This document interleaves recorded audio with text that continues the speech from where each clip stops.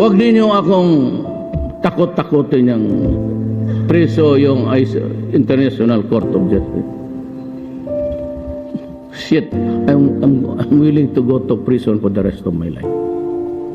Ang importante sa akin, ginawa ko yung gusto ko.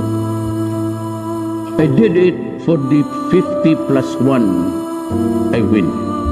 Yung 49, yun yung mga, I do not have to make them happy. But when the time comes,